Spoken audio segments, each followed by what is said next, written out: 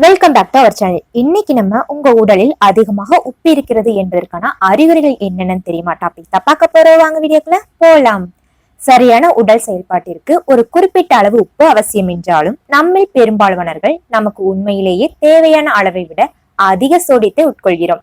இந்த அதிகப்படியான உப்பு உடலில் பல்வேறு விதமான மோசமான விளைவுகளுக்கு வழிவகுக்கும். உங்கள் உடலில் அதிகமாக உப்பு இருக்கிறது என்பதை சில அறிகுறிகள் மூலம் தெரிந்து கொள்ளலாம். அவை என்னவென்று இந்த பதிவில் பார்க்கலாம். உடலில் உப்பு அதிகமாக இருக்கிறது என்பதை வெளிப்படுத்தும் அறிகுறிகளில் ஒன்று வீக்கம். குறிப்பாக கைகள், கால்கள் மற்றும் முகத்தில் அதிக வீக்கம் தென்படும். அதிக உப்பு தண்ணீரை பிடித்துக் கொள்ளும் என்பதால் உடலில் அதிகமாக நீர் சேர்ந்துவிடும்.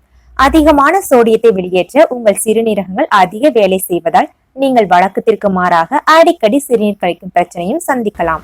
சில சமயங்களில் அதிக சோர்வு மற்றும் தலைவலி ஆகியவை உடலில் உப்பு அதிகமாக இருக்கிறது என்பதன் அறிகுறிகளாக இருக்கலாம். உங்கள் உடலில் சோடியம் அதிகமாக இருந்தால் அது நீரிழிப்புக்கு வழிவகுக்கும். இதனால் சோம்பல் மற்றும் பதட்டம் ஏற்பட்டு தலைவலியை ஏற்படுத்தும். சிலர் அதிக உப்பு உட்கொள்ளும் போது மலச்சிக்கல் அல்லது வயிற்றுப்போக்கு போன்ற செரிமான பிரச்சனைகளை சந்திக்கின்றனர். ஏனெனில் எலக்ட்ரோலைட்டுகளில் உள்ள ஏற்றத்தாழ்வு குடலில் பிரச்சனைகளை ஏற்படுத்தும். அதிகப்படியான உப்பு உட்கொள்ளல் உயர் ரத்த அழுத்தத்திற்கு வழிவகுக்கும். காலப்போக்கில் இதனால் இதய நோய் அல்லது பக்கவாதம் போன்ற கடுமையான நிலைமைகள் ஏற்பட வாய்ப்புகள் அதிகம். மேலே சொன்ன அறிகுறிகளில் ஏதேனும் ஒன்றை நீங்கள் சந்திக்கிறீர்கள் என்றால் உங்கள் உடலில் அதிக உப்பு இருக்கிறது என்பதை தெரிந்து கொள்ளுங்கள். சோடியம் அதிகம் உள்ள பதப்படுத்தப்பட்ட உணவுகள் சாப்பிடுவதை குறைக்கவும். அதற்கு பதிலாக ஆரோக்கியமான பழங்கள், காய்கறிகள், புரத உணவுகள் போன்றவற்றை வீட்டிலேயே சமைத்து சாப்பிடுங்கள்.